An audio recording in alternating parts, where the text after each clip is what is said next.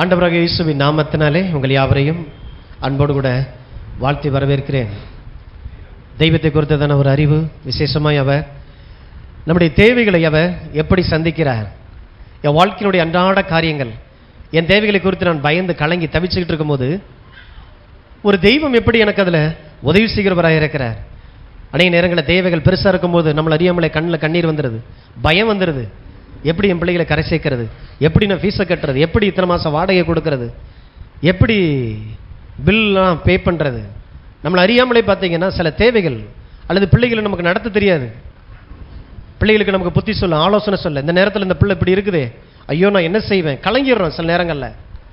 So அப்படிப்பட்ட நேரத்தில் இந்த தேவைகளோடு கூட நம்மளை உண்டாக்கின தேவன் என்ன பண்ணிக்கிட்டு இருக்கிறார், ஸோ அதை நம்ம பார்த்து கொண்டு வருகிறோம். கடவுள் நம்மளுடைய எண்ணங்கள் சிந்தனையின் அடிப்படையில் அவர் வேலை செய்கிறவர் அல்ல.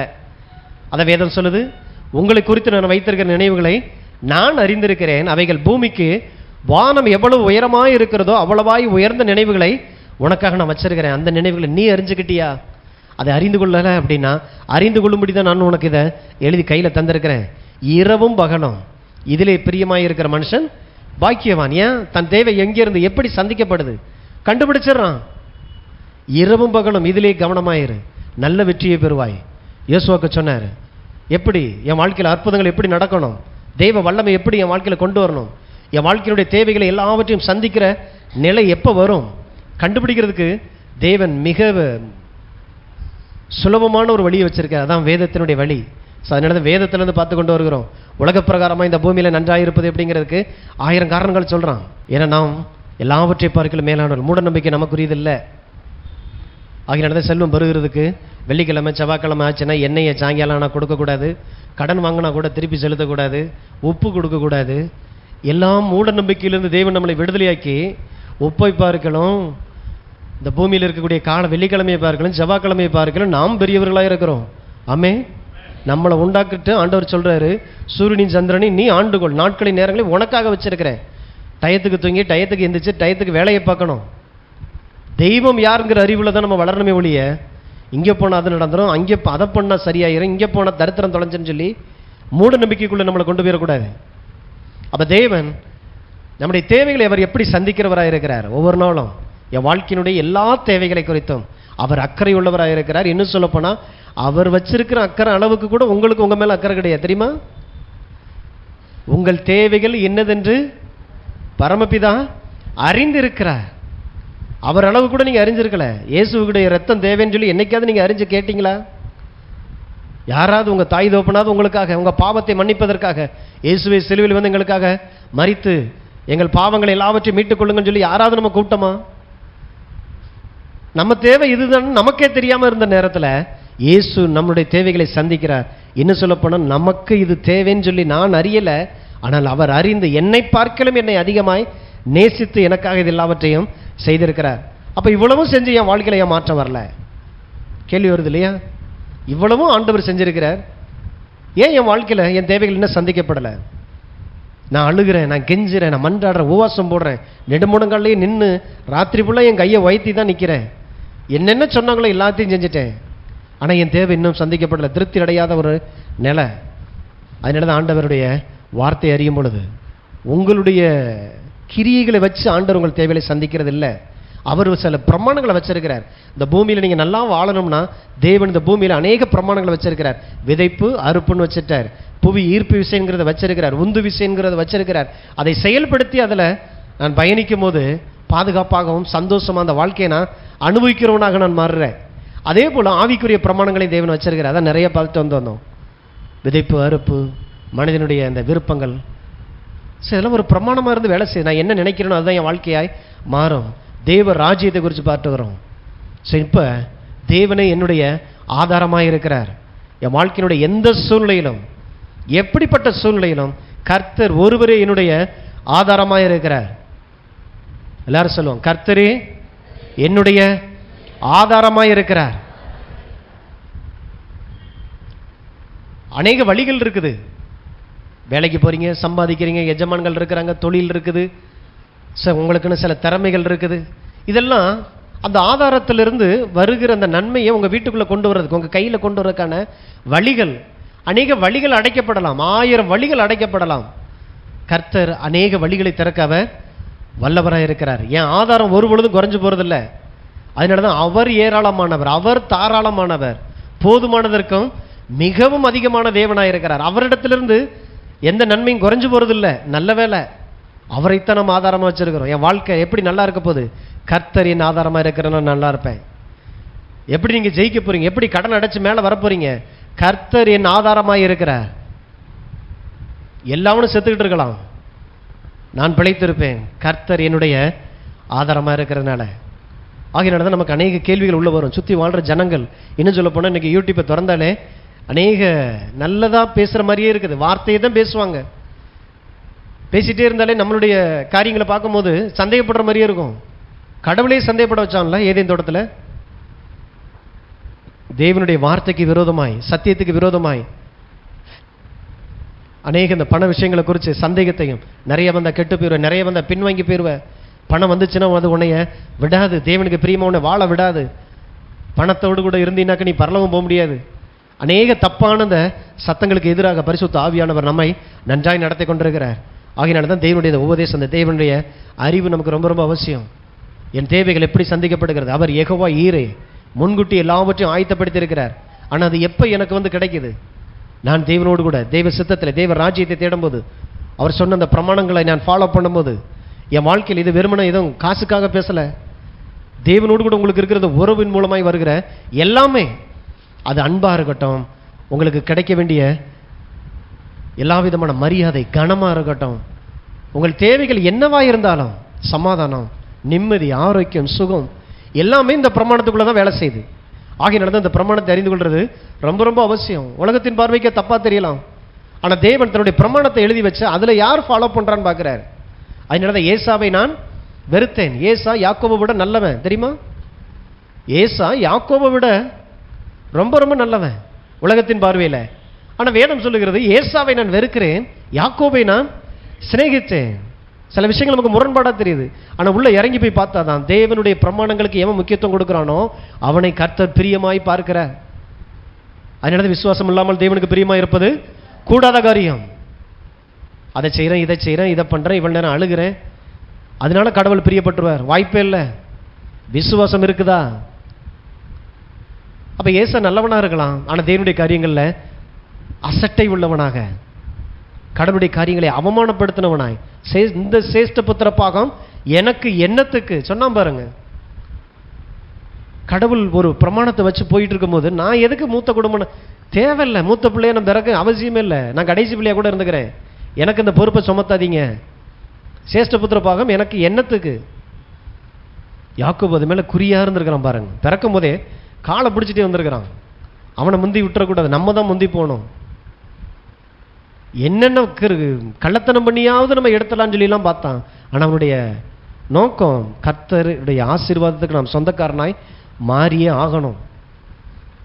அந்த அளவுக்கு ஒரு வைராக்கியம். ஆசீர்வாதம் அப்படிங்கிறது ஏதோ ஒரு விளையாட்டு காரியம் இல்லை. கிடைச்சா கிடைக்கட்டும், கிடைக்கலன்னா போகட்டும், அப்படிப்பட்டவர்களுக்கு இந்த செய்தி புரியவே செய்யாது. தேவனுடைய அளவற்ற ஐஸ்வர்யத்தை பெற்றுக்கொள்றதுக்கு முதல்ல எனக்குள்ள அது தீர்க்கப்பட முடியாத, அது அசைக்கப்பட முடியாத அந்த சத்தியத்தை அறிந்து கொள்ள நாம் பழகணும். நீங்கள் என்ன நிலையில் இருக்கலாம், எவ்வளோ ஒரு கிராமத்தில் கூட இருக்கலாம், தரதட்டி போய் இதுக்கு மேலே ஒருத்தர் நாசமாக போக முடியாதுன்ற ஒரு சூழ்நிலை கூட நீங்கள் இருக்கலாம். ஆனால் நல்ல செய்தி என்னென்னா, சுவிசேஷத்தினுடைய வல்லமை உங்களை இருக்கிற இடத்துல இருக்க விடாது, உங்களை தூக்கி தேவன் வைத்திருக்கக்கூடிய அந்த உயர்வுக்கு நேராக உங்களை கொண்டு போயிடும். அதனால தான் இந்த செய்தி ரொம்ப ரொம்ப முக்கியமானது. அப்போ என் வாழ்க்கையினுடைய எல்லா கதவுகளும் அடைக்கப்பட்டு போனாலும் தேவன் ஆச்சரியமான வழிகளில் புதிய வழிகளை அவர் எனக்கு திறந்து என்னை ஆசீர்வதிக்க அவர் வல்லவராக இருக்கிறார். அநேகர் பார்த்தீங்கன்னா இன்றைக்கி பணம் இருந்துச்சுன்னா பரலோகம் போக முடியாதுன்னு நம்புகிறாங்க, கர்த்தருக்காக வாழ முடியாது அப்படின்னு சொல்லி நம்பிக்கிட்டு இருக்கிறாங்க. ஆனால் வேதம் வேறு மாதிரி சொல்லுது. ஒரு நல்ல வீட்டை கட்டி குடியிருந்தாலே இவங்க பார்க்குற பார்வையிலேயே அந்த வீட்டை சுட்டரிக்கிற மாதிரியே இருக்கும். இவன் எங்கே கொள்ளடிச்சானோ தெரியல, இவன் எங்கே என்ன கெடுதல் பண்ணானோ தெரியல, இவ்வளோ பெரிய வீடு, வாய்ப்பே இல்லை. நம்பவே மாட்டான். கர்த்தருடைய வார்த்தையை என்னை கேட்டு பழகலை, நல்லா இருப்பேன் அப்படின்னு சொல்லி கேட்கவே இல்லை. அளவற்ற அந்த ஐஸ்வர்யத்தை இவன் கேள்விப்படாதனால கர்த்தர் யாரோ ஒரு மனுஷன் அப்படி விசுவாசிக்கிறன்னு ஆசீர்வதிக்கும் போது அதை பார்க்கும்போது இவனுடைய உள்ளம் ஃபுல்லாக பார்த்தீங்கன்னா எரிஞ்சுக்கிட்டே இருக்கும். ஆகினால தான் நமக்கு அந்த எரிச்சல் இருக்கக்கூடாது. வேதத்தின்படி பார்த்தீங்கன்னா பெரிய பெரிய பரிசுத்தவான்கள் எல்லோரும் கோடீஸ்வரர்களாகத்தான் இருந்திருக்கிறாங்க. இன்னைக்கு அதை கொஞ்சம் பார்க்கலாம் பாருங்க. ஆபிரகாம், ஈசாக்கு, யாக்கோபின் தேவனே சொல்லிட்டு, ஆபிரகாமின் தேவனே, ஈசாக்கின் தேவனே, யாக்கோபின் தேவனே, இந்த ஏழையை அப்படின்ட்டு வருவாங்க. ஆபிரகாம் யாருன்னு தெரியாது, ஈசாக்கு யாருன்னு தெரியாது, யாக்கோபு யாருன்னே தெரியாது. இவர்களின் தேவன் சொல்லிட்டு ஆண்டவரே இந்த ஏழை வந்திருக்கிறேன்னு சொல்லிடுறது. ஒத்தே வராது, முரண்பாடாக இருக்குது. வாசிங்க ஆதியாகமம் 13:5. ஆபிரமுடனே வந்த லோத்துக்கும் ஆடு மாடுகளும் கூடாரங்களும் இருந்தன. அவர்கள் ஒருமித்து குடியிருக்க அந்த பூமி அவர்களை தாங்கக்கூடாது இருந்தது. அவர்களுடைய ஆஸ்தி மிகுதியாய் இருந்தபடியால் அவர்கள் ஒருமித்து வாசம் பண்ண ஏதுவில்லா இருந்தது. எதுக்குங்க இவ்வளவு? பூமி தாங்கக்கூடாத அளவுக்கு லோத்துக்கும் ஆபிரகாமுக்கும் இருந்த அந்த ஒட்டகங்கள், கழுதைகள், அங்கே இருந்த எல்லா விதமான பொன் வெள்ளி வேலைக்காரர்கள் எல்லாம் அப்படியே பார்த்தீங்கன்னா சதன் அப்படி ஒரே இடத்துல அப்படி கூஞ்சு கிடக்குது. பூமி தாங்கக்கூடாதா இருந்தது. வேதமே சொல்லுது. இதெல்லாம் ஆவிக்குரிய ஆசீர்வாதமா? பூமி தாங்கக்கூடாதா இருந்தது. அப்ப இதெல்லாம் கொடுத்தது யாரு? கர்த்தர் தான் கொடுத்திருக்கிறார். அப்ப எதுக்கு இவ்வளவு கொடுத்தார்? அதுதான் கர்த்தர். எதுக்கு என் பாத்திரம் நிரம்பினா போதுமே, ஏன் வலியணும்? அதுதான் நான். எதுக்கு 5000 பேர் சாப்பிட்டு மிச்சம் 12 கூட எடுக்கணும்? விஷயம் 5000 பேர் சாப்பிட்டதுல இல்ல, மிச்சம் 12 கூட எடுக்க வச்சதுல தான் கர்த்தர் மகிமைப்படுறார். உங்க வாழ்க்கையினுடைய எல்லா பகுதிகளிலும் தேவன் எப்படி செயல்படுகிறார், தேவைகளை எப்படி சந்திக்கிறவராக இருக்கிறார், அதுக்கு குறைவா நான் சிந்திச்சாலே பாவன்ற நினைக்கிற அளவுக்கு வரணும். இன்னைக்கு என் தேவை சந்திச்சா போதும் ஆண்டவர், என் கடன் தொலைஞ்சா போதும், ஏதோ எனக்கு சின்னதா ஏதோ ஒண்ணு, அப்படி இல்லை. ஆண்டவரே நீர் விரும்புகிற வண்ணமான ஒரு வாழ்க்கை வாழ, அதான் ராஜ்யத்தினுடைய மனப்பான்மை. மதவாதிகளுக்கு இது புரியாது. ஆபிரகாம தேவன் ஆசீர்வதிச்சிருக்கிறார் பூமி தாங்கக்கூடாத அளவுக்கு. எதுக்குங்க அந்த ஆபிரகாமுக்கு ஒரு ஆபிரகாம், ஒரு சாரால், ஒரு 4 மாடு போதாதா? இல்லையா? ஒன்று செனை பிடிச்சு இருந்தாலும் அடுத்து 2 பாலை கொடுத்துட்டு இருக்கோம். அடுத்து அது செனை பிடிக்கும் போது இது பால் கொடுக்க ஆரம்பிச்சிடும். என்னத்தையோ 1 லிட்டர் இன்னைக்கு ஏதோ ஒரு 40-50 ரூபாய்க்கு வித்துட்டு அப்படி கலாட்சியம் பண்ணிக்கலாம். ஆபிரகாமும் சந்தோஷமா ஏற்றிருப்பார். இங்கே ஆபிரகாமுடைய விருப்பத்தை கேட்டு தேவன் செய்யல. தேவன் யாருங்கிறத அந்த பூமிக்கு வெளிப்படுத்துறதுக்கு தேவன் ஒரு மனிதனை இப்படி தூக்குறாரு. தூக்கி கொண்டு வந்து அவனை ஆசீர்வதிச்சு பூமி தாங்கக்கூடாத அளவுக்கு. கடவுளுக்கு அது அவசியம். ஏன் அப்படின்னா ஆபிரகாமுக்கு இதை கொடுத்தோன்னா அதை பயன்படுத்தி தேவனுடைய வேலைகளை, தேவனுடைய சித்தத்தை, தேவனை மகிமைப்படுத்தும்படியாய் இத்தனை ஐஸ்வர்யங்களையும் பயன்படுத்தி தன்னை மகிமைப்படுத்துவான்றத அவர் நம்பினார். இன்னைக்கு லாசரு கதையில லாசர்னு சொல் அநேகர் பார்த்தீங்கன்னா ஆண்டவர் சொல்றாரு நீங்க ஆபிரகாமினுடைய சந்ததின்றாரு.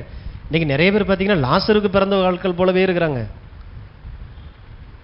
ஏழை லாசர் எங்கே இருந்தார் தெரியுமா? ஏழை லாசர் எங்கே இருந்தார் தெரியுமான்னு பரலோகம் ஆபிரகாமின் மடியத்தம் பரலோகம்னே ஆண்டவர் சொல்றாரு. அந்த அளவுக்கு இன்னைக்கு பூமி தாங்கக்கூடாத அளவுக்கு ஐஸ்வர்யத்தை வச்சிருக்கிற ஒரு மனுஷன் பரலோகத்தில் உட்கார முடியுமா? உட்கார்ந்துருக்கிறாரு. காரணம் தேவன் தான் அதை கொடுக்கிறவராக இருக்கிறார். நீங்க நல்லா இருக்கணும், இன்னும் நல்லா இருக்கு. நீங்க எவ்வளவுதான் நல்லா இருந்தாலும் அன்றைக்கு இருப்பதை பார்க்கலாம் 1000 மடங்கு நீங்கள் பெருகிதான் ஆகணும். அதுதான் தேவ சித்தம். இப்பவே பார்த்தீங்கன்னா பூமி அழிய போது இந்த யுத்தங்கள் வர ஆரம்பிச்சிருச்சு. அதனால எல்லாரும் இயேசு வரப்போறாருன்னு சொல்லி எல்லாத்தையும் இழந்துட்டு நிற்கிறோம். 2000 வருஷமா வருஷத்துல இருந்தே இயேசு சொன்ன அந்த வார்த்தையை சொல்லிட்டு இதோ காலங்கள் சமீபமாயிற்று, சீக்கிரத்தில் வரப்போறாருன்னு சொல்லி இதுதான் அந்த காலம் சொல்லி 2000 வருஷமா போயிட்டு இருக்கு. அப்ப இப்ப நாளைக்கு வந்துட மாட்டாரா? வரட்டும். நான் எனக்கு கொடுக்கப்பட்ட வேலையை செஞ்சுட்டேனா, கடவுளுடைய இருதயத்தை ஆசையை நிறைவேற்றிட்டேனா, அதுல தான் தீவிரப்படணுமே ஒழிய ஐயோ சீக்கிரம் வரப்போறான்னு இங்கே தான் பார்க்கணுமே ஒழிய ஐயோ சீக்கிரம் வந்துட மாட்டாரான்னு சொல்லி பார்க்கறது இல்லை. படிச்ச பிள்ளைங்க பாருங்க, அந்த எக்ஸாம் எழுதிட்டு இருக்கும்போது டைம் போய்கிட்டே இருக்கும். ஐயோ சீக்கிரம் போகுதுன்னு சொல்லிட்டு அடிஷனல் பேப்பர் வாங்கிக்கிட்டே இருப்பான் பாருங்க. ஒண்ணுமே படிக்காதவனுக்கு எப்படா டைம் முடியும்? இந்த 2 கேட்டகரி தான். நமக்கு நிறைய பொறுப்பு இருக்குது. இயேசு நம்மளை நம்பி நிறைய வேலையை கொடுத்துருக்கிறாரு. இந்த உலகத்தில் இருக்கிற எல்லா டிபார்ட்மெண்ட்லையும் தேவனுடைய ராஜ்யம் கடந்து போகணும். பூமியுடைய கடைசி வரைக்கும் தேவ ராஜ்யத்தை சுமந்து செல்லக்கூடிய ஆட்களாக நாம இருக்கணும். போய் தேவன் எதிர்பார்த்த அந்த காரியத்தை முடிச்சுட்டு அப்பாடான் இருக்கும்போது அவருடைய வருகை இங்கே இருக்குமா? ராஜ்யத்தின் சுவிசேஷம் உலகம் எங்கும் பிரசங்கிக்கப்படும். அப்பொழுது முடிவு வரும். அழிவுகளை வச்சுட்டு யாரோ ஒருத்தங்க சொல்கிறாங்க 666, இது எவ்வளோ பெரிய பிரச்சனையாயிடுச்சு. ஒரே பயம். 6ஆம் நம்பரை பார்த்தாலே இப்போ பயமாக இருக்கு, அந்தளவுக்கு ஆக்கி விட்டது. கர்த்தர் 6ஆம் நாளிலே மனிதனை, அவ்வளோதான், 6ஆம் நாளை இப்போ பரிசுத்தப்படுத்தினார்னு அர்த்தம். அதை உண்டாக்கிட்டு நல்லதுன்னு வேற கண்டார். சத்துரு கடவுளை உண்டாக்கின எல்லாவற்றையுமே தன்னுடைய கையில் எடுத்து அவனுடைய செய்தியை பரப்பி ஏமாந்து போயிடக்கூடாது. அடுத்து ஆதியாகமம் 26. சரி, ஆபிரகாமைத்தான் அவர் சொந்த உழைப்பில் ஏதோ முட்டி மோதி பெருகிட்டாரு அப்படி நம்ம நம்பலாம். ஆதியாகமம் 26 13. ஈசாக்கு ஐஸ்வர்யவனாகி வர வர விருத்தடைந்து மகா பெரியவனானான். ஆபிரகாமுடைய பிள்ளை, ஆபிரகாமுக்கு தேவன் பண்ணின உடன்படிக்கையினுடைய மகனாக இன்னைக்கு பிறந்திருக்கிறார். இவர் போய் எங்கெங்கெல்லாம் கை வைக்கிறாரோ, என்னென்ன தொழிலெல்லாம் கை வைக்கிறாரோ, எல்லா விஷயத்தையும் 4 பக்கமும் பெருகுது. அப்போ ஆபிரகாமோடு கூட இருந்து தேவ சத்தத்தை கேட்டிருக்கிற அந்த மனுஷன் தன் தகப்பன் எப்படி தேவனுடைய சத்தத்துக்கெல்லாம் கீழ்ப்படுகிறார். தன்னையே கொண்டு போய் ஒரு நாள் கொண்டு போய் பலியிடறதுக்கு படுக்க வச்சாள். அப்பா ஆண்டவருக்கு இவ்வளவு தூரத்துக்கு பயப்படுற மனுஷன், தேவனுடைய சத்தத்துக்கு தேவனுடைய பிரமாணங்களுக்கு தன்னை கீழ்ப்படுத்துகிற மனுஷன் ஈசாக்கு இதெல்லாம் வளர்ந்து வந்திருக்கிறார். இப்போ பார்த்தீங்கன்னா பஞ்சம்னு சொல்லி உலகமே எல்லாத்தையும் போட்டுட்டு ஓடும் பொழுது இவர் மாத்திரம் பார்த்தீங்கன்னா தேவன்கிட்ட போயிடுறாரு. ஆண்டவரே பஞ்சமாக இருக்குதே, நான் என்ன செய்யட்டும், இங்கே இரு. அவர் சொல்றாரு, உன் தகப்பனாய் ஆபிரகாமுக்கு நான் இட்ட ஆணையின்படி உடன்படிக்கையின்படி நான் உன்னை இந்த தேசத்தில் நான் உன்னை பெருக பண்ணுவேன். அப்போ போட்டுட்டு போன எல்லா நிலத்திலையும் இவர் விதைக்க சொல்றாரு, விதைக்கிறாரு. பார்த்தீங்கன்னா அந்த வருஷத்திலே பஞ்ச தேசத்திலே 100 மடங்கு விளைச்சலை எடுத்தான். இவ்வண்ணமாக அவன் ஐஸ்வர்யவனாகி வர வர விருத்தி அடைந்து மகா பெரியவனான. நாளுக்கு நான் அந்த பெருக்கம் அப்படிங்கிறது தேவனுடைய சித்தமா இருக்கிறது, கெட்ட வார்த்தை கிடையாது. தேவ சித்தத்தை நீங்கள் கேட்டுக்கொண்டிருக்கிறீங்க. உங்களை குறித்து இதான் தேவ சித்தம். கர்த்தர் நான் மாறாதவர். ஆபிரகாமுக்கு என்ன செய்தனோ, ஈசாக்கு என்ன செய்தனோ அதே இன்னைக்கு ஆபிரகாம் இல்லை, ஈசாக்கில், ஆனால் நான் இருக்கிறேன். அப்போ ஆண்டவர் சொல்றாரு, உன்னை கொண்டு அந்த பூமியில் நான் என்னுடைய நோக்கங்கள் திட்டங்களை நான் வெளிப்படுத்தணும்.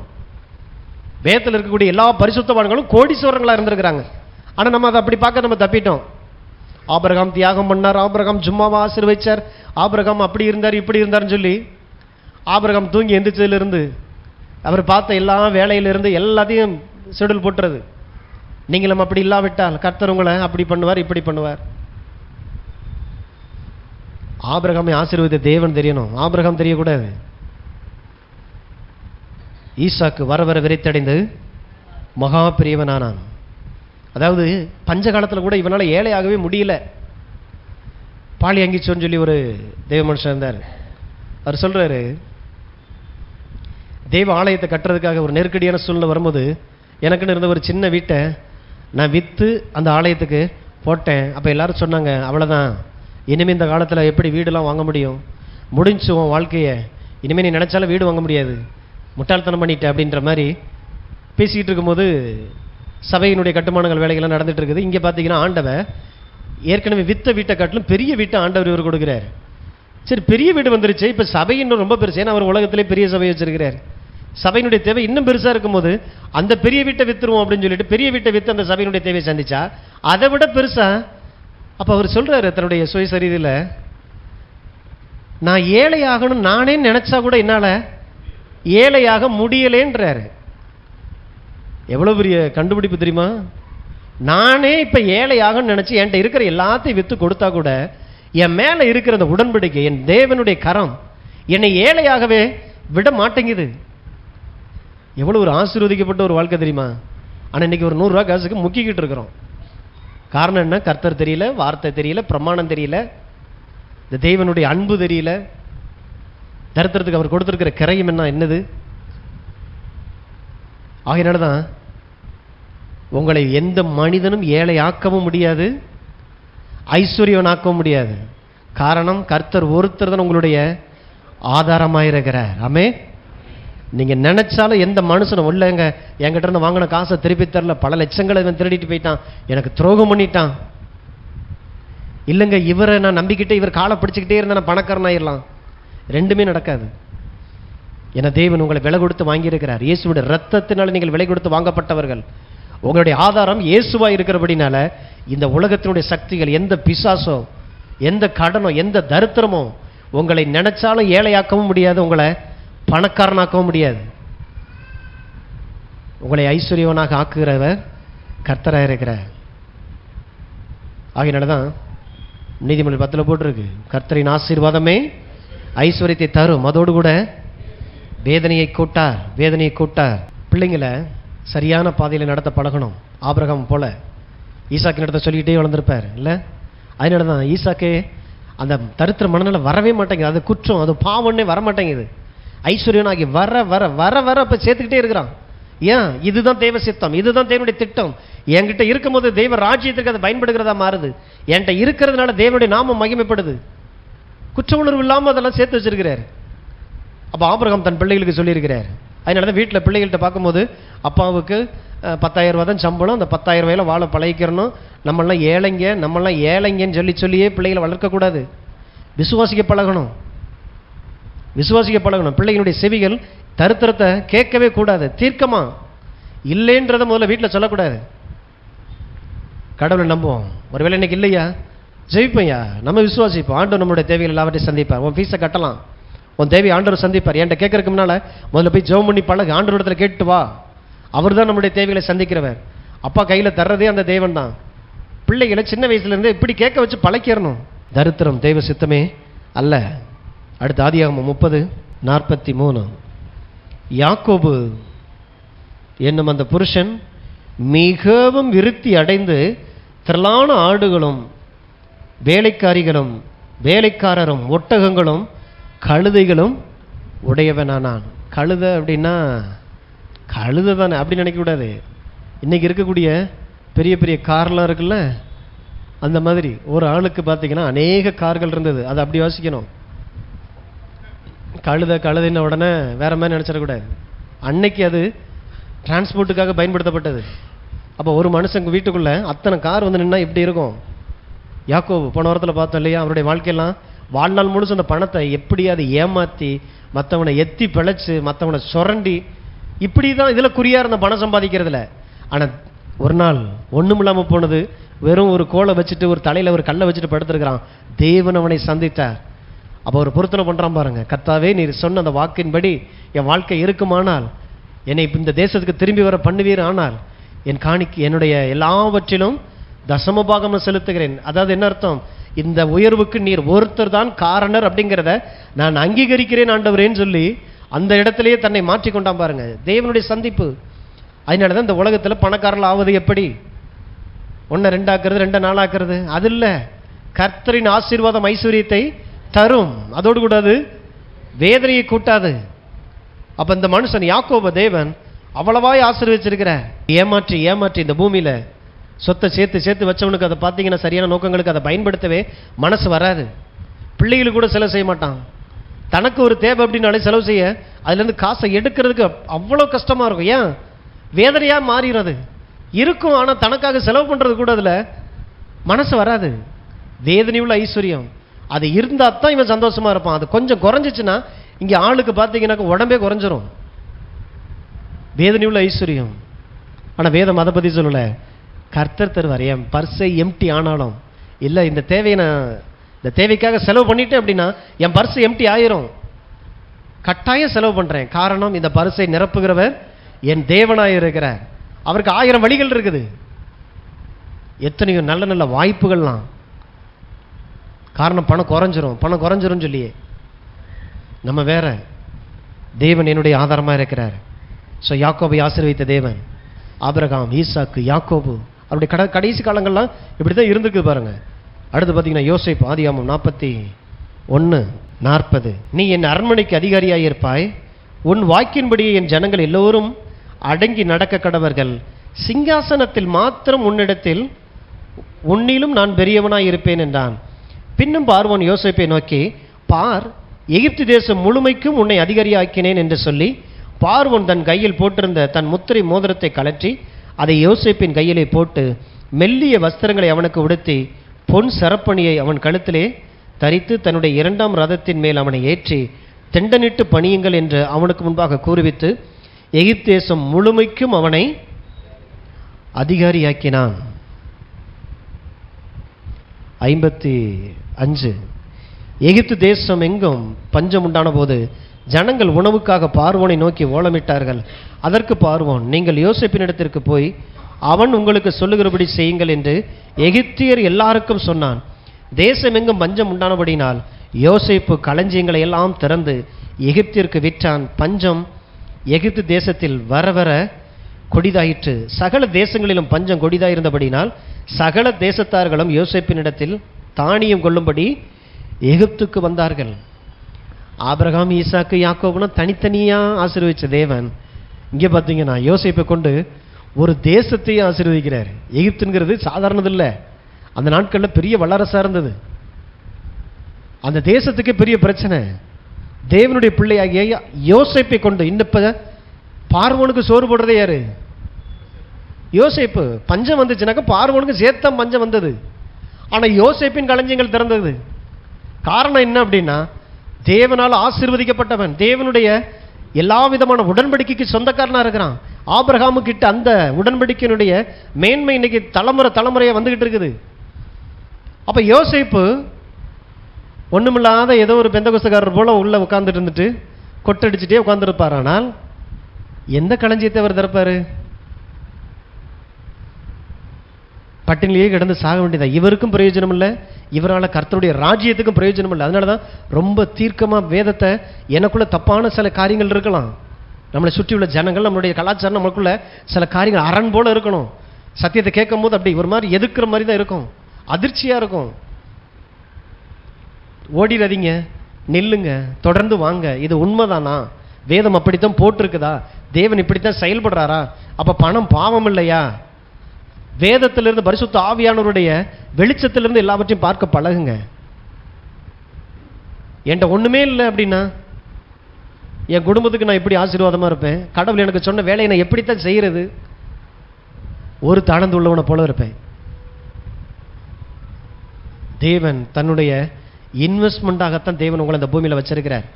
இந்த பூமியில தேவனால் இன்வெஸ்ட் பண்ணப்பட்டவர்கள் தான் தேவனுடைய பிள்ளைங்க. அதனாலதான் உன்னிலே நான் மகிமைப்படுவேன். என்ன அர்த்தம்? ஒரு பிசினஸ்ல ஒரு அமௌண்ட் இன்வெஸ்ட் பண்றாங்கன்னா அந்த அமௌண்ட் போய் பல அமௌண்ட்டுகளை சேர்த்து கொண்டு வரணும்.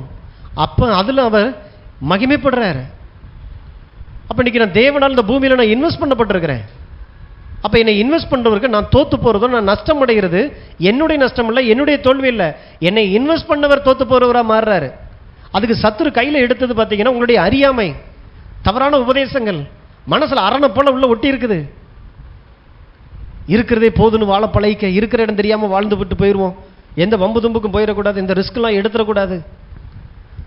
பரலோகம் போறத நம்முடைய குறிக்கோளாக இருக்கணும். நம்முடைய பரிசுத்தத்தை காத்துக்குருவோம். இப்போ ஓட்ட பந்தயத்துக்குன்னு 2 பேர் ஓடுறான். ட்ரெஸ்ஸை பார்த்தீங்கன்னா நீட்டாக அவனுக்குன்னு அழகா அன்னைக்கு ஓடுறதுக்கு ஏற்ற அந்த ட்ராக் சூட் எல்லாம் போட்டு பக்காவாக இருக்கிறான். ஒருத்தன் பார்த்தீங்கன்னா அழுக்கடைஞ்சு போய் நிற்கிறான், அவனை எல்லாரும் பாராட்டிட்டு இருக்கிறாங்க. ஒருத்தன் சோக்கா போய் நிற்கிறான், அவனை யாருமே கண்டுக்கிற மாட்டேங்கிறாங்க. ஏன்? 2 பேரும் தான் ஓடுனான். ஆனால் ஒருத்தன் ஜெயிச்சே ஆகணும்னு சொல்லிட்டு ஓடிக்கிட்டே இருக்கிறான். கீழே விழுந்து பிறண்டு எந்திரிச்சு ஓடுறான். நம்மளால ஓடுனா வேர்த்தா ட்ரெஸ் அழுக்காயிரும், அதனால ஓடாமே நிற்போன்னு சொல்லிட்டு ஸ்டார்டிங் இடத்துலயே நின்றுட்டு இருக்கிறான். கிரீடம், ஜீவ கிரீடத்தை நான் அவனுக்கு தருகிறேன்றாரு. என்னை நான் பத்திரமா வச்சுக்கிறது, உங்களை நீங்களே இப்போ நினைச்சாலும் பத்திரமா வைக்க முடியாது. முடியும்னா எதுக்கு இயேசு வரணும்? எதுக்கு ரத்தம் சிந்தனம்? எதுக்கு தேவனுடைய வார்த்தை? எதுக்கு அவருடைய பலன்? எதுக்கு அபிஷேகம்? நீங்க போற பாதையில தேவன் சொன்ன வேலையை செய்ய போகும்போது சில சிராய்ப்புகள், சில காரியங்கள் நடக்கும்போது உங்களுக்கு இது எல்லாமே சேர்ந்து நின்றாதீங்க, தொடர்ந்து ஓடுங்க. தேவன் சொன்ன வேலையை செய்ய செய்ய செய்ய தேவன் உங்களில் அவர் மகிமைப்படுகிறவராக இருக்கிறார். ஒரு ஆள் வீட்டில் உட்காந்துட்டு முழங்கால போட்டுட்டு 1000 ஜோத்திர பள்ளி டெய்லி சொல்லிட்டு உட்காந்துட்டே இருக்கிறார். ஒருத்தன் இறங்கி உலகத்தில் போய் வேலை செய்யறான், ஓத்திரப்படுறான், சோதிக்கப்படுறான், ஜனங்களால் வெறுக்கப்படுறான். இருந்தாலும் தேவனை நம்பி ஓடிக்கிட்டே இருந்து தேவன் சொன்ன வேலையை செய்யறான். கடவுள் யார் மேல பிரியமா இருப்பாரு? நல்லா யோசிச்சு சொல்லுங்க. அவன் 1000 ஜோத்திரப்படி சொல்லியிருக்கிறான். இதுதான் நமக்கு பெரிய பிரச்சனை.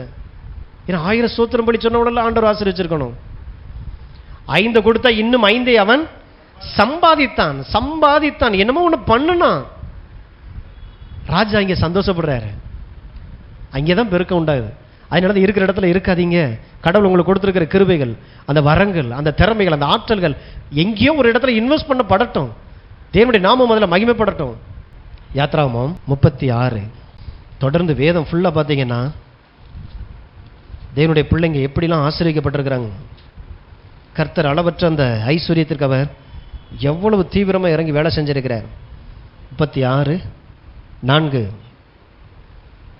அப்பொழுது பரிசுத்த ஸ்தலத்து வேலைகளை செய்கிற விவேகிகள் யாவரும் அவரவர் செய்கிற வேலையின் காரியமாய் வந்து மோசையை நோக்கி, கர்த்தர் செய்யும்படி கற்பித்த வேலைக்கு வேண்டியதற்கு அதிகமான பொருட்களை ஜனங்கள் கொண்டு வருகிறார்கள் என்றார்கள். அப்பொழுது மோசே, இனி புருஷர்களாவது ஸ்திரீகளாவது பரிசுத்த ஸ்தலத்திற்கென்று காணிக்கையாக ஒரு வேலையும் செய்ய வேண்டாம் என்று பாளையமெங்கும் கூறும்படி கட்டளையிட்டான். இவ்விதமாய் ஜனங்கள் கொண்டு வருகிறது நிறுத்தப்பட்டது.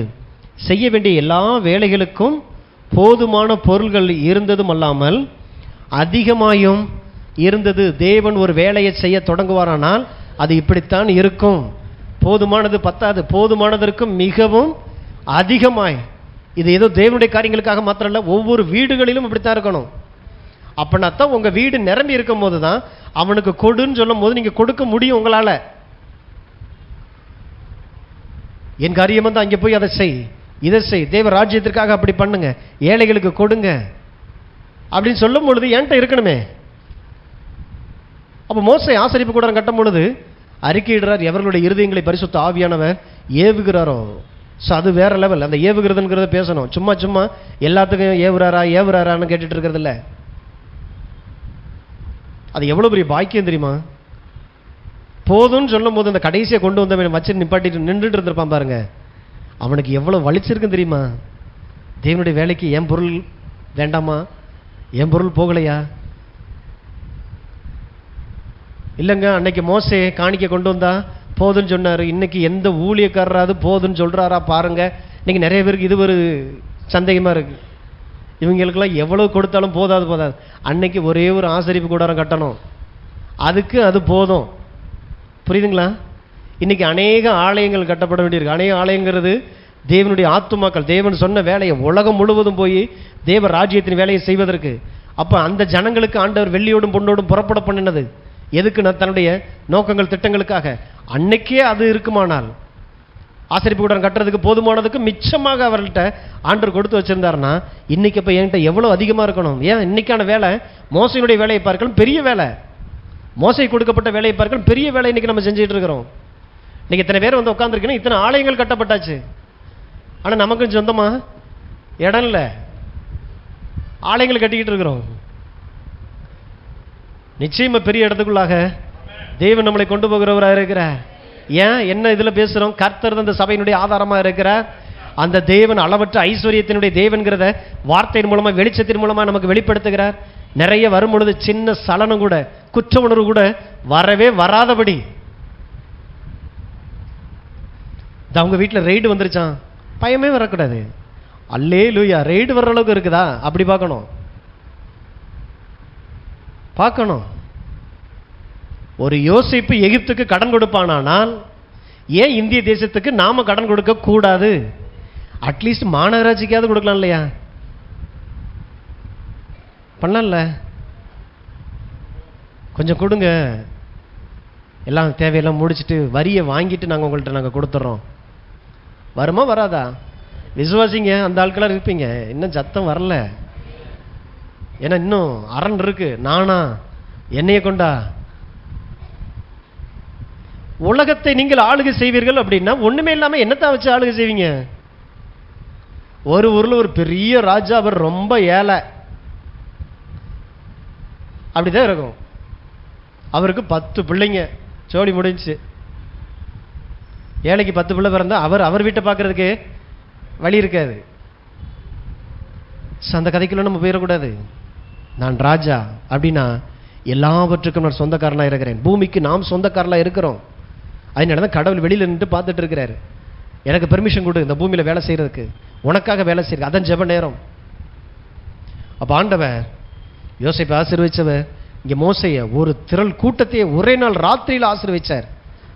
தனித்தனியா இல்லை, ஒரு தேசமே. அன்னைக்கு ராத்திரியில பார்த்தீங்கன்னா முழு தேசமே அன்னைக்கு செல்வந்தரெல்லாம் மாறினாங்க.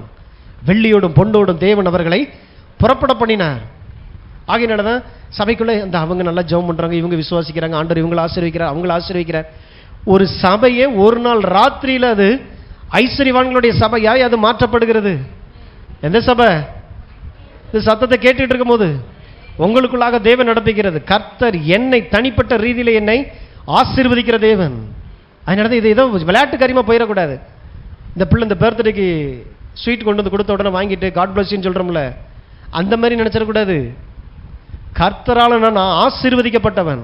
மோசே பார்த்து சொன்னான் இல்லையா, இஸ்ரவேலே நீ பாக்கியவான், ரட்சிக்கப்பட்ட ஜனமே, உனக்கு ஒப்பானவன் யாருங்கிறத நம்மளை அவ்வளவு உயரமா பார்த்து தான் பேசிட்டு போனாரு. நமக்கு அந்த பார்வை வேணும். நான் தேவனால் ஆசீர்வதிக்கப்பட்டவன். என் வாழ்க்கையினுடைய எந்த கசப்பு வெறுப்புகளை, என் வாழ்க்கையில எந்த விதமான அசம்பாவிதங்களும் என் வாழ்க்கையினுடைய ஆசீர்வாதங்களை திருட முடியவே முடியாது. ஒரு சில சம்பவங்கள் கூட நம்ம போயிட்டு இருக்கலாம், ஆனால் கர்த்தர் கூட இருக்கிறார். என் தலைமையில் இருக்கிற அழைப்பு ஒரு நாளும் மாறவே மாறாது. அடுத்து பார்த்தீங்கன்னா 1 நாளாகமம், சீக்கிராசிங்க, 1 நாளாகமம் 29:28. தாவீது தீர்க்க ஆயுசும் ஐஸ்வர்யமும் மகிமையும் உள்ளவனாய் நல்ல முதிர் வயதிலே மரணம் அடைந்த பின் அவன் குமாரனாகிய சாலமோன் அவன் ஸ்தானத்திலே அரசாண்டான். தாவீதினுடைய கடைசி நாட்கள். தாவீது யார்? ஆரம்பம். தாவீதினுடைய ஆரம்பம் ஆடு மேய்த்தவன். அவனுடைய கடைசி நாட்களை குறித்து வேதம் சொல்லுது, அவன் தீர்க்க ஆயுசு. அத பணம் இருந்ததுனால காலத்துக்கு மேலே செத்து போல, தீர்க்க ஆயுசோடு கூட இருந்திருக்கிறான். தீர்க்க ஆயுசா இருந்தான், ஆனா பணமே இல்லாம இருந்தான். இல்ல, தீர்க்க ஆயுசும் ஐஸ்வர்யமும் மகிமையும் உள்ளவனாய் நல்ல முதிர் வயதிலே மரணம் அடைந்தான். இதெல்லாம் பார்க்கும்போது ஆண்டவரே, இது நான் என் வாழ்க்கையினுடைய எதிர்காலமா தெரியணும். இல்ல தாவீது பெரியவர் இல்ல, தாவீது அப்படி வாழ வச்சவர். அதனால தான் ஆடு மேய்ச்சிக்கிட்டு இருக்கிற நிலைமையில கூட இருக்கலாம், அல்லது ஒண்ணுமே இல்லாத நிலையில கூட இருக்கலாம்.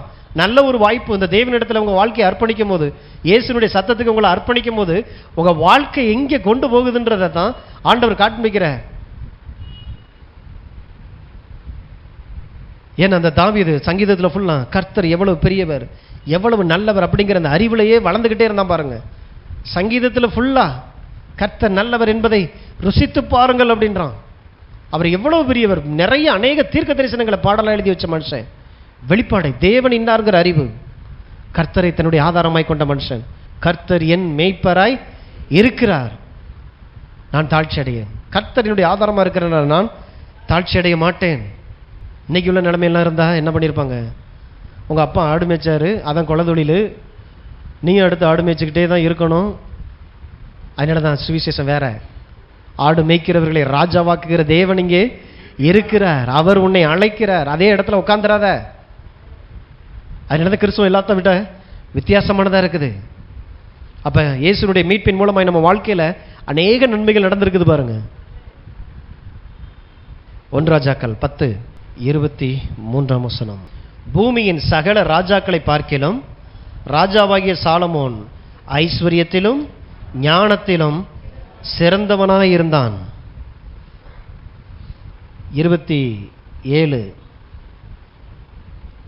எருசலேமிலே ராஜா வெள்ளியை கற்களைப் போலவும் கேதுரு மரங்களை பள்ளத்தாக்குகளில் இருக்கும் காட்டத்தி மரத்தங்களைப் போலவும் அதிகமாக்கினான். காரணம் என்ன? தேவனுடைய ஆசீர்வாதம். ஒரு மனிதனை ஆசீர்வதிச்சா அவர்களுடைய முடிவு இந்த பூமியில எப்படி இருக்கும்? பரலோகத்தில் போய் நாங்கள் அங்கே தேவ தூதர்களை போல இருப்போம், தேவனுடைய பிள்ளையா இருப்போம்,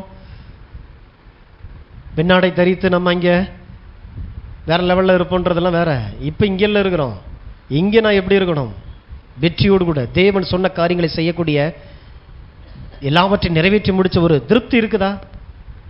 பவுலை போல ஓட்டத்தை ஓடினேன், ஓட்டத்தை முடித்தேன், நான் முடித்தேன், வயசாயிருச்சு, வியாதி வந்து என்னை எடுத்துட்டு போயிருச்சு, அப்படி இல்லை, ஓட்டத்தை நான் முடித்தேன் சொல்றான் பாருங்க. இயேசு சொன்னார் பாருங்க, எல்லாம் முடிந்தது, நான் செய்ய வேண்டிய வேலை எல்லாத்தையும் முடிச்சிட்டேன், அதனால நான் போறேன். பவுல் சொல்றாரு, எல்லாத்தையும் முடிச்சிட்டேன், அதனால நான் போறேன். அந்த மாதிரி ஏதாவது ஒன்று நமக்கு இருக்குதா? சிலர் கட்டையில வேக மாட்டேங்குது. சரி வயசாயிருச்சு, கடையிலே கிடக்குறீங்க, போயிட்டு வாங்கனாலும் கூட ஆஹா, ஏன் வந்த வேலை என்ன முடியல, என்ன வேலைன்னே தெரியல, வயசு 100 தாண்டி போயிட்டு இருக்குது, என்னதுக்கு வந்தோம், இங்கே என்ன வேலை, கடவுள் சொன்னதை எதையாவது செஞ்சோமா? அதனால தான் ஆவி பார்த்தீங்கன்னா அப்படியே இழுத்துக்கிட்டு இருக்குது உள்ள. இயேசுக்கு 33 வயசு போதுமானதாக இருந்துச்சு. ஒவ்வொரு நிமிஷத்தையும் பிதாவின் சித்தத்தை செய்வதே என்னுடைய போஜனமாக இருக்குன்னு சொல்லி அப்படி செஞ்சு முடிச்சாரு. அப்ப தாவீது பெற்ற பிள்ளை அவனுடைய நாட்கள்ல ராஜாவா இருக்கிறான். கர்த்தர் ஞானத்துல சிறந்தவனா ஆக்கி கொடுக்கிறாரு. அவனை போல வேற ஒரு ராஜா ஐஸ்வர்யத்துல இல்ல.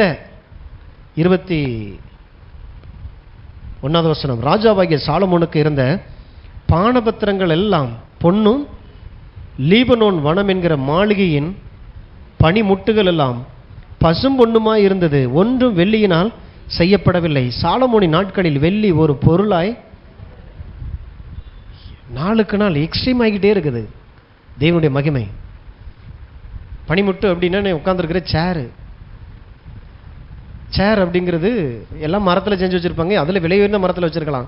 நம்மளால பார்த்தீங்கன்னா தங்கத்திலேயே செஞ்சு வச்சிருக்கிறாரு.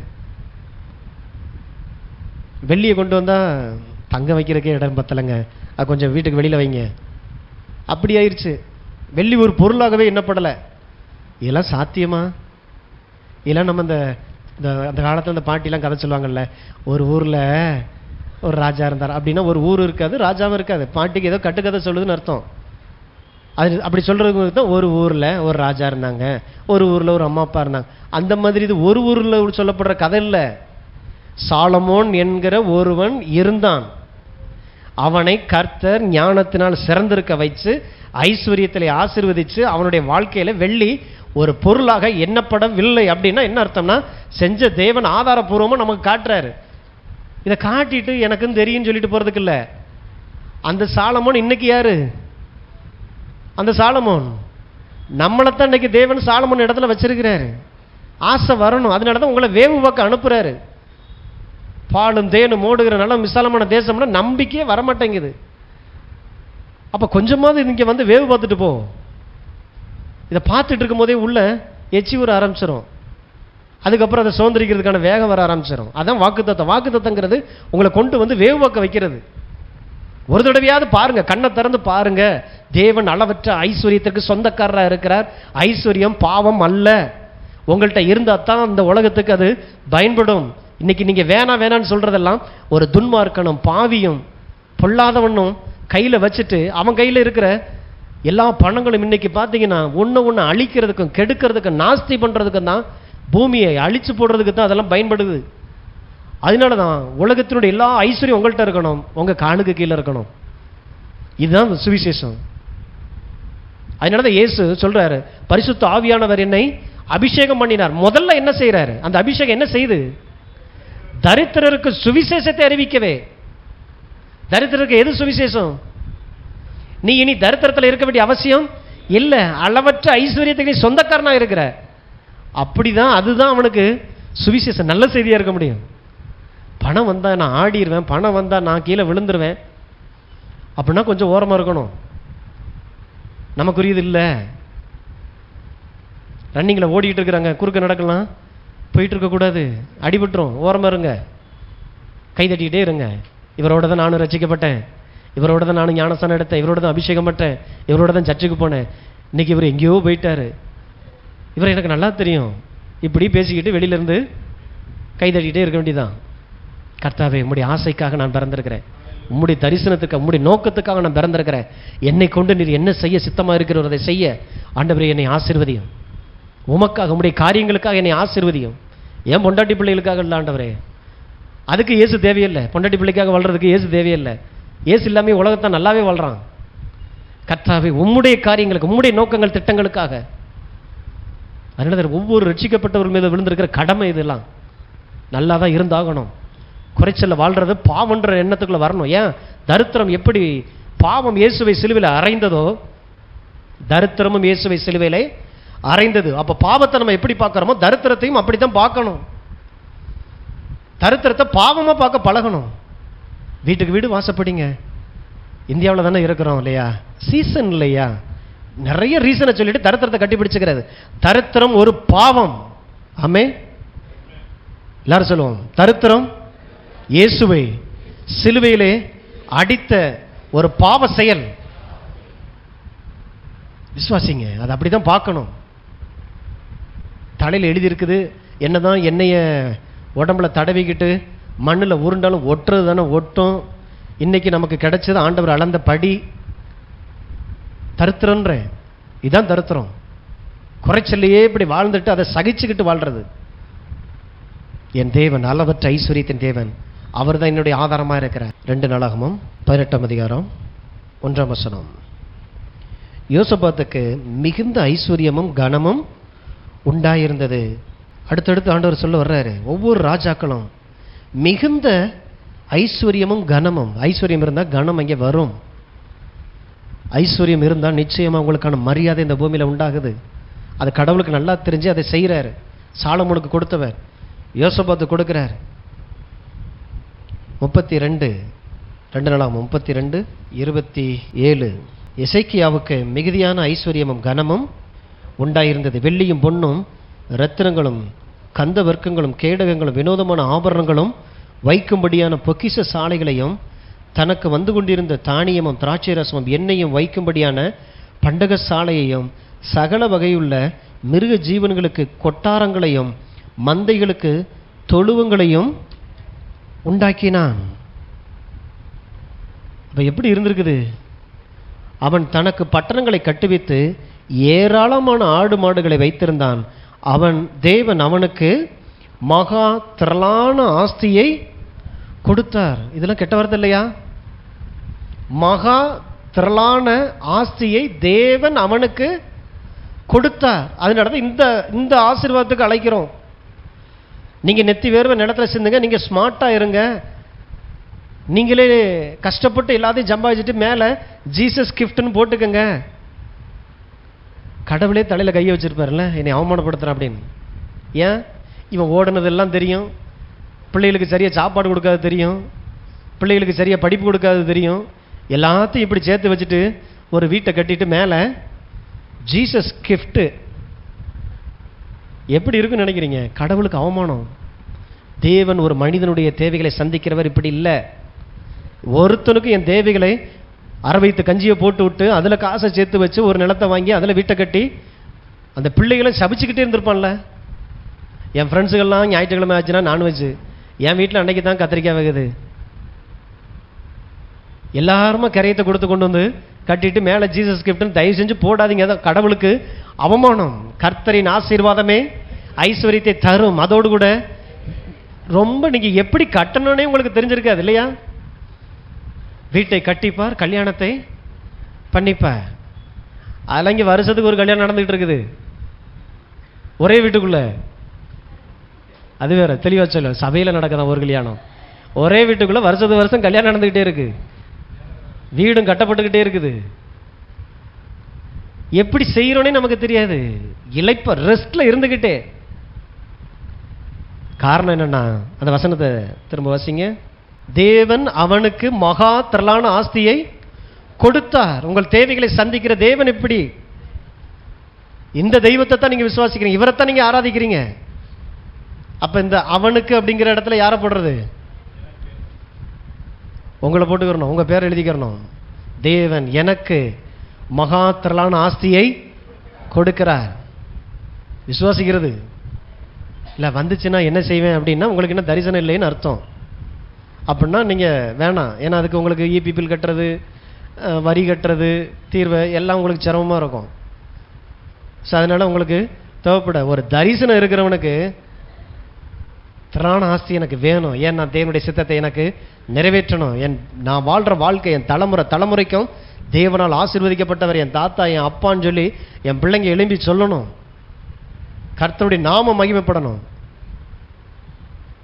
கார் வாங்கிடலாங்க, விற்கிற பெட்ரோல் விலைவாசியில். அதனால தான் யோசிக்கிறேன், இயேசு வர்ற வரைக்கும் இவர் காரை வாங்க மாட்டார். தேவையில்லை, இவருக்கு தேவையில்லை. யோபு 1ஆம் அதிகாரம் 3. யோபுவுக்கு 7000 ஆடுகளும் 3000 ஒட்டகங்களும் 500 ஏர்மாடுகளும் 500 கழுதைகளும் ஆகிய மிருக ஜீவன்கள் இருந்ததுமன்றி திரளான பணிவிடைக்காரரும் இருந்தார்கள். அதனால் அந்த மனுஷன் கிழக்கத்தி புத்திரர் எல்லாரிலும் பெரியவனாய் இருந்தான். கிழக்கத்தி புத்திரர் எல்லாரிலும் பூமியிலேயே டாப் 10ல இருக்கக்கூடிய பணக்காரர்களை டாப்ல இருந்திருக்கிறாரு. யாரு? நமக்கு இந்த விபிஎஸ்லாம் சொல்லி கொடுத்தாங்களே, அங்கங்கே புண்ணாக இருக்கும், ஓட்டை வச்சு சொரிஞ்சிட்டு இருக்கிற மாதிரி ஒரு படத்தை போட்டு காட்டினாங்களே, அந்த யோபு தான் ஆண்டவர் சொல்கிறாரு. அவர் தான் கிழக்கத்திய புத்திரர்கள், பில்கேட்ஸ்லாம் இல்லை, எலான் மஸ்க்லாம் இல்லை. இன்றைக்கும் இவங்களுடைய சொத்து மதிப்பை வச்சு பார்த்தோம்னா யோபு தான் பெரிய பணக்காரராக இருந்திருக்கிறாரு. அன்னைக்குள்ள காரியங்களை பார்க்கும்போது அங்கேயும் கழுதைன்னு பார்த்துடக்கூடாது. எத்தனை கழுதையா? 500 கார் இருந்திருக்குது. ஓட்டக்காரெலாம் இல்லை, 500 நடந்து போயிட்டு இருக்கு. அப்படின்னு என்ன அர்த்தம்னா நல்ல கண்டிஷனில் புதுசாக. ஏன்னா அவ்வளவு செல்வமாக வாழ்ந்திருந்த மனுஷன் தான் அந்த யோபு. எப்படி இவ்வளோ ஐஸ்வர்யவான்களுடைய பரிசுத்தவான்களுடைய வாழ்க்கையை பக்கத்திலேயே வச்சுக்கிட்டு, சாட்சியை வச்சுக்கிட்டு, எங்கேயோ ஒரு இடத்துல சத்துரு இதெல்லாம் காட்டுறதே கிடையாது. அப்போ இதெல்லாம் இருக்குது இல்லை, இதெல்லாம் என்னன்னு கேள்வி வரணும்ல. நம்ம வச்சுட்டு இருக்கிற காரியம்லாம் என்னது? என் வாழ்க்கையில் என்னதான் நடந்துகிட்டு இருக்குது? அப்போ பக்கத்தில் கூட போகல, வெக்கப்படணும். ஏதோ 2 பைக்கு, ஒரு காரு, 2 வீடு, 3 வீடு, வெக்கப்படணும். போதும். அந்த அவங்கள விட இவங்களை விட யாரை விட? ஆபிரகாமை விட, ஈசாக்கை விட, யாக்கோபை விட உங்களுக்கான போட்டியே இங்கே தான் இருக்குது. கர்த்தரை ஆராதிச்சு இவங்கெல்லாம் பெரிய ஆட்களாக இருக்கிறாங்க. இன்னைக்கு இந்த யோபை பார்த்துட்டு தான் ஆண்டவர்கிட்ட போகும்போது, ஆண்டவரே அழுக்கம் கந்தையுமா வந்திருக்கிறேன்னு சொல்றது. உங்கள் வீட்டில் குப்பை வண்டி வந்தால் அழுக்கு எங்கே வைப்பீங்க? குப்பை வண்டி வருது, விசில் அடிச்சுட்டு வருது, பாட்டெல்லாம் இப்போல்லாம் வேறு ரகத்தில் பாடிட்டு வருது மாநகராட்சியிலேருந்து. குப்பையை எங்கே வைப்போம்? ஐயையோ யாரும் எடுத்துகிட்டு போயிடக்கூடாதுன்னு சொல்லி வைக்கிறது இல்லை. பரலோகத்தில் போய் ஆண்டவரே அழுக்கும் கந்தையுமா வந்திருக்கேன்னா, எப்பா பரலோகமாக இருக்கணும், உன்னை வைக்க வேண்டிய இடத்துல வைக்கணும். இன்றைக்கி நிறைய பேர் இதை தாழ்மை நினச்சிட்டு இப்படி பேசினா தான் ஆண்டவர் நம்மளை மேலே கொண்டு போய் வைப்பார். ஏன்னா இந்த ஏழை லாசருன்னு ஒருத்தன் வந்தான், எல்லாரையும் சொல்லி முடிச்சுட்டு போன மாதிரி ஆயிடுச்சு. மீட்கப்பட்டவர்கள் அங்கே இருக்கிறாங்க, ஆனால் ஏழை லாசரு எவ்வளவு மன வருத்தத்தில் உட்காந்துருப்பான் தெரியுமா? ஆபிரகாம் மடியில் இருக்கிறதுக்கே அவனுக்கு கூசும். ஏன் என்ன ஒரு நல்ல வாழ்க்கையை நான் மிஸ் பண்ணிட்டேன். அதனால தான் பூமியில் இருக்கக்கூடிய ஏழை லாசர்களே மிஸ் பண்ணிடாதீங்க. ஏழை லாசர் இருக்கக்கூடாது, பேரை மாற்றிடணும். அப்போ அழுக்கும் வந்தைமா இல்லை, ஆண்டவர் உடைய பிள்ளையாக வர்றேன். சரி, இது எல்லாம் பழைய ஏற்பாடு. புதிய ஏற்பாட்டில் ஏதாவது இருக்குதா அப்படின்னா, புதிய ஏற்பாட்டில் பார்த்தீங்கன்னா பவுல் பிரசங்கியார்னு சொல்லி ஒருத்தர் இருந்தார். அவர் சாமியார், சன்னியாசம் அப்படின்ற மாதிரியே நம்ம பார்த்துட்டோம். ஏன்னா அவரை குறித்து படமும் இப்படி தான் பார்க்குறோம். இந்த கருணாமூர்த்தி எடுத்தவங்க இந்த இயேசுவை காட்டியிருப்பாங்க பார்த்துறீங்களா? என்னை தொட்டது யார்? மகனே இப்படியே பேசிகிட்டு இருப்பாருன்னு நம்மளும் நினச்சிட்டோம். கருணாமூர்த்தி இயேசு இல்லை, இவர் வேற. வேதத்தில் இருக்கிற அந்த இயேசுவை பரிசுத்த ஆவியனுடைய வெளிச்சத்தில் பார்க்கறது. பவுல் வேற லெவலில் இருந்திருக்கிறாரு. நம்ம நினைச்சோம் சாமியார். அவர் என்னங்க சாமியார் தானே? சாமியார்ன்றது இல்லை, சாமி யாருன்னு சொல்ற ஆளு. ரெண்டுக்கு வித்தியாசம் புரியுதுங்களா? அதனால தான் சாமியார் மதத்தில் போய் சேர்ந்துக்கிறணும். நாங்கள் அந்த சாமியார் கிடையாது. அதனால அந்த பார்வையில் பார்க்கவும் கூடாது. இவர் என்ன இப்படி இருக்கிறாரு, அவர் அப்படி இருக்கிறாரு, அவர் மனைவி அப்படி இருக்கிறாங்க, பிள்ளைங்க இப்படி இருக்கிறாங்க. நாங்கள் இன்னும் இதுவே பத்தாது, இன்னும் நல்லா இருக்கணும். காரணம் என்ன? இந்த உலகத்தை உண்டாக்கின சாமி யாருன்னு சொல்லக்கூடிய ஸ்தானாதிபதிகள் ஆண்டவர் வச்சிருக்கிறாரு. பவுல் அப்படிப்பட்ட ஒரு மனுஷன். ஏதோ சும்மா சாதாரண ஒரு பஞ்சம் பிள்ளைக்கு வந்த ஆள் இல்லை. சுவிசேஷம் சொல்றது ஊழியத்துக்கு வந்துட்டாங்க. ஏன் வீட்டில் கடைசி பிள்ளை, ஒன்றுத்துக்கு உதவாத பிள்ளை, என்ன பண்ண போறீங்க? ஊழியத்துக்கு அனுப்பிட வேண்டியதான். ஒன்றுத்துக்கு உதவாத பிள்ளை, கடைசி பிள்ளை, ஊழியத்துக்கு. எப்படி இந்த இங்கி பிங்கி பாங்கி போட்டு கடைசியில் இவன் பேரில் தான் வந்துச்சு, போ நீ ஊழியத்துக்கு போ. அப்படியா? ஊழியன்றது எவ்வளோ பெரிய பாக்கியம் தெரியுமா? பிள்ளைகிராம்கிட்ட கேட்குறாங்க, நீங்கள்லாம் இன்றைக்கி நினச்சிங்கன்னா எலெக்ஷனில் நின்னீங்கன்னா பிரசிடென்ட் ஆகிடலாமே, ஏன் இன்னைக்கு நிற்க மாட்டேங்கிறீங்க அப்படின்னு. அவர் ஒரு மாதிரி அற்பமாக பார்த்துட்டு சொல்கிறாரு, இப்போ எனக்கு என்ன குறை? பிரசிடெண்ட்டை விட மகா பெரிய ஒரு பொசிஷனில் நான் உட்காந்துட்டு இருக்கிறேன். என் தேவன் எனக்கு சுவிசேஷகர் அப்படின்னு சொல்லி ஒரு தேவனிடத்துலேருந்து வந்து அழைப்பில் இருக்கிறேன். பிரசிடென்ட் சாதாரணமானது. பார்வையை பாருங்க. அதனால தான் அழைப்பு ரொம்ப ரொம்ப முக்கியமானது. உங்கள் தகுதி. நான் நல்லா இருந்தேங்க, இயேசுவுக்காக நான் இதை விட்டேன், அதை விட்டேன், வேலையை விட்டேன், நல்ல வீட்டை விட்டேன். எதை விட்டேன்றதுல இல்லை, உங்கள் தகுதி எங்கே இருந்து இன்னைக்கு நீங்கள் எங்கே வந்திருக்கீங்கிறதுல தான் இருக்கணும். இயேசுவுக்காக எதையோ ஒன்று விட்டேன்னு சொல்லி உங்கள் தியாகத்தை கொண்டு போய் இயேசுனுடைய சிலுவைக்கு முன்னால் போர்வையை போல போட்டு மூடக்கூடாது. அது இப்படி மூடுவீர்கள், ஆனால் நிச்சயமா அது அருவருக்கத்தக்கது. இதை விட்டேன் அதை விட்டேன் இந்த பேச்சே வரக்கூடாது. இயேசு எனக்காக என்ன செஞ்சிருக்கிறார், அதனால் நான் இன்னைக்கு எங்கே இருக்கிறேன், எங்கே இருந்து நான் எங்கே வந்திருக்கிறேன், அதுதான் என்னுடைய தகுதி, அதுதான் என்னுடைய சந்தோஷம், மகிழ்ச்சி, அதுதான் எனக்கு பெருமையா இருக்கணும். கர்த்தரால் நான் நன்றாக இருக்கிறேன், என் தேவனால் நான் நன்றாக இருக்கிறேன். அப்ப இப்படிப்பட்ட மனுஷன் சாதாரண ஆளா அல்ல. அப்போஸ்தலர் 24. மேலும் அவன் பவுலை விடுதலை பண்ணும்படி தனக்கு அவன் பணம் கொடுப்பான் என்று நம்பிக்கையுள்ளவனாயிருந்தான். அது நிமித்தம் அவன் அநேகம் தரம் அவனை அழைத்து அவனுடனே பேசினான். இவரே ஒரு சன்னியாசி, இவரை கொண்டு போய் ஜெயிலில் போட்டிருந்தா, ஜெயிலில் இருக்கிற அந்த ஃபெலிக்ஸ் அப்படிங்கிற அந்த ஆள் பார்த்தீங்கன்னா, அவர் கவர்மெண்ட் சம்பளம் வாங்கிட்டு இருக்கிற மனுஷன். ஏதோ சும்மா 5-10க்காக கை நீட்டிட்டு இருப்பார்னு நினைக்கிறீங்களா? இந்த மனுஷன்ட்ட ஏராளம் தாராளமாக இருக்குது. விடுதலை பண்ணணும்னா ஏதாவது ஒன்று லஞ்சம் கொடுத்தா விடுதலை பண்ணிடலாம். அப்போ இவன் எதிர்பார்க்குற லஞ்சம் எவ்வளோ பெருசாக இருந்திருக்கும்.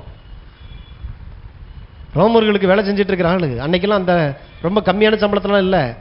அப்படியே இன்னைக்கு நீங்க நினைக்கிற பவுலா இருந்திருந்தா மகா ஐஸ்வர்யவன்களாகத்தான் கர்த்தர் தேவனுடைய சித்தத்தை செய்த பிள்ளைகளை வச்சிருக்கிறார். தேவ சித்தத்தை எவன் ஒருத்தன் செய்கிறானோ அவன் இந்த பூமியில அளவற்ற ஐஸ்வர்யத்திற்கு தப்பவே முடியாது. ஒருவேளை அப்படி யாராவது காட்டினா அவன் தேவ சித்தத்தை செய்வானாலும் சந்தேகப்படணும். அவன் கட்டாயம் ஐஸ்வர்யமும் கனமும் தான் சேர்ந்து வந்துகிட்டே இருக்கும் உங்க வாழ்க்கைக்குள்ள. ஆகியனால தேவ சித்தத்தை முதல்ல தெரிந்து கொள்ளுங்க. என்னையோட இந்த கர்த்தரின் ஆதாரம் அப்படிங்கிறத முடிச்சுட்டு அடுத்த வாரத்திலிருந்து வேற ஒரு டாபிக்ல போகணும். ஸோ கர்த்தர் ஒருத்தர் தான் என் ஆதாரமாக இருப்பார். அதனால என் வாழ்க்கை எல்லா ரீதியிலும் நன்றாக இருந்து தான் ஆகணும். ஏன்னா என்னுடைய ஆதாரத்தை நான் இந்த பூமிக்கு நான் வெளிப்படுத்துகிறவனா இருக்கிறேன். பெரிய ஒரு தொகைக்கு அலைஞ்சிருக்கிறான்ல, ஆகினால தான் எல்லாவற்றையும் தாழ்வாக நினைக்கக்கூடாது. அப்போ தேவனை இந்த பூமியில் நான் வெளிப்படுத்துகிறவனா இருக்கிறேன். கர்த்தர் தான் என்னை ஆசீர்வதிக்கிறவராக இருக்கிறார். இந்த பூமிக்கு நான் தேவனை வெளிப்படுத்தியே ஆகணும். அதுதான் என்னோட வாழ்க்கையினுடைய தீர்மானமாக இருக்கணும். விசுவாசிங்க, இன்னும் வேதத்தில் அநேக ஒவ்வொருத்தருடைய கேரக்டரை எடுத்து வாசிச்சு பாருங்க. அவங்களுடைய கடைசி நிலையை வாசிச்சு பாருங்க. கர்த்தர் எப்படி செஞ்சிருக்கிறார். பைபிள் வாசிக்கும் போது தேவன் பெரியவராக தெரியணும். புதிய புதிய கண்ணோட்டத்தோடு கூட பரிசுத்த ஆவியானவர் உங்களுக்கு வெளிச்சம் கொடுக்கணும். அந்த வெளிப்பாடு வரணும். இல்லைங்க நான் இருக்கிற இடத்தை பற்றி உங்களுக்கு தெரியாது, அதில் அப்படி இப்படி. நான் விசுவாசிக்கிறேன் கர்த்தருடைய ஆசீர்வாதம் என் மேலே இருக்குது. பஞ்ச தேசத்தில் இருந்தாலும் என்னால் அந்த தேசம் ஆசீர்வதிக்கப்படும். ஏன்னா நான் ஆசீர்வதிக்கப்பட்டவனாய் இருக்கிறேன். மற்றவன் தோணுனா தண்ணி வராது, நான் தோணுனா துறவுல தண்ணி வந்தே ஆகும். காரணம் நான் ஆசீர்வதிக்கப்பட்டவன். விசுவாசத்தோடு கூட வேலைக்கு போங்க. விசுவாசத்தோடு கூட உங்கள் பிள்ளைகளை வளருங்க. இந்த பூமியில் ஆசீர்வதிக்கப்பட்ட ஒரு பிள்ளைய சந்ததி இந்த பூமியில் நான் வளர்த்து கொண்டிருக்கிறேன். ஹவுஸ் ஒய்ஃபாக இருக்கலாம். தேவ சித்தத்தை நான் செய்து கொண்டிருக்கிறேன். விசுவாசத்தோடு செய்யணும். அந்த இடத்துல தான் தேவனுடைய ஆசீர்வாதம் நிச்சயமாக இருக்கும். கர்த்தரின் ஆசீர்வாதம் ஐஸ்வர்யத்தை தரும், அதோடு கூட வேதனையை கூட்டாது. இப்படி மகா பெரிய சொத்துக்கு ஆஸ்திக்கு சுதந்திரவாளிகளாய் மாறினதுக்கப்புறம் கர்த்தருக்காக வாழ, கர்த்தருக்காக தொழில் செய்ய, கர்த்தருக்காக வியாபாரம் பண்ண, கர்த்தருக்காக பிள்ளைகளை வளர்க்க, தேவ ராஜ்யத்தை இந்த பூமியில கட்ட, கர்த்தருக்காக கொடுக்க தீர்மானிக்கணும். இதெல்லாம் தேவனுடைய ஆசை இந்த பூமியில நிறைவேற்றுகிறவனாய் இருப்பேன். ஆமென். விசுவாசிக்கிறீங்களா? கரங்களை தட்டி நாம் தேவனுக்கு நாம் நன்றி செலுத்தணும். Thank you holy spirit. நம்ம எல்லாரும் எழுந்து நிற்போம், ஜெயிப்போம். தகப்பனையும் நன்றியோடு கூட துதிக்கிறோம். உடைய அன்பின் வார்த்தைக்காக நன்றி. பிதா குமாரன் பரிசுத்த ஆவியின் நாமத்தினாலே ஆண்டவரின் சத்தத்தை கேட்ட நம்முடைய பிள்ளைகளை எப்படியா ஆசீர்வதிக்கிற ராஜா. அளவற்ற ஐஸ்வர்யன் மகாத்திரளான ஆஸ்தியை கொடுத்த அந்த தேவனுடைய கரம் ஆண்டவரே எங்களுக்குள்ளாக இருக்கிறதே ராஜா. இதோ அந்த தேவனுடைய ஆண்டவரை சத்தத்தை நாங்கள் கேட்டுக்கொண்டிருக்கிறோம். ஆண்டவரே ஆபிரகாமை ஆசீர்வதித்து பூமி தாங்கக்கூடாத அளவுக்கு மாறப்பண்ணின தேவன், திரளான ஆடுகளும் மாடுகளும் ஆண்டவர் வேலைக்காரிகளும் உடைய சீமானாய் மாறப்பண்ணின அந்த தேவனுடைய கரம் ராஜாவே, இதோ யாக்கோபை ஆசீர்வதித்தவர், ஈசாக்கை வர வர விரித்தெடுத்து மகா பெரியவனாக்கின தேவக்கரம், யோசேப்பை தேசத்திற்கு கடன் கொடுக்க வைத்த அந்த தேவக்கரம் ஆண்டவரே, தாவீதை ஆண்டவரே செல்வமாய் தீர்க்க ஆயுசும் ஐஸ்வர்யத்திலும் ஆண்டவரை நிறைத்த அந்த தேவக்கரம் ராஜாவை, சாலமோனை அந்த தேசத்தினுடைய எல்லா ராஜாக்களை பார்க்கலாம் ஐஸ்வர்யனாய் மாற்றின அந்த தேவ கரத்திற்குள்ளாய் எங்களை நாங்கள் தருகிற ராஜா. ஊழியர்களாக இருக்கிற நாங்கள் ஆண்டவரை ஒரு பவுலை ஆசீர்வதித்த அதே தேவக்கரம் மிச்சம் எடுக்கத்தக்கதாய் இந்த பூமி எங்களை கண்டு தேவன் எவ்வளவு பெரியவர் என்பதை அறிக்கையிடும்படியான ஒரு வாழ்வுக்குள்ளாய் நீர் எங்களை நடத்துகிறீர் ராஜா. உம்முடைய ராஜ்யத்திற்காக, உம்முடைய ஆசைக்காக, உம்முடைய நோக்கத்திற்காக எல்லாவற்றையும் பயன்படுத்தக்கூடிய அந்த தெய்வீக இருதயத்தோடு கூடிய ஆண்டவரே, அந்த ஐஸ்வர்யத்திற்காய் நன்றி செலுத்துகிற ராஜா. கர்த்தரின் ஆசீர்வாதம் ஐஸ்வர்யத்தை தரும், அதோடு கூட அது வேதனையை கூட்டாதல் இருக்கிறதே. அந்த வேதனை இல்லாத அந்த ஐஸ்வர்யத்தின் பிள்ளைகளாய் இந்த இடத்துல வந்து அந்த சத்தத்தை கேட்ட ஒவ்வொரு பிள்ளைகளும் மாறுவார்களாக. இயேசுவின் நாமத்தில் அவர்களை ஆசீர்வதிக்கிறேன். சுகமும் பலனும் ஆரோக்கியமும் தேவ சமாதானங்களை ஆளுகை செய்யட்டும். தகப்பனே, நீர் அப்படியாய் செய்கிறீர், அதற்காய் நன்றி. இயேசுவின் நாமத்தில் பிதாவே, ஆமென்.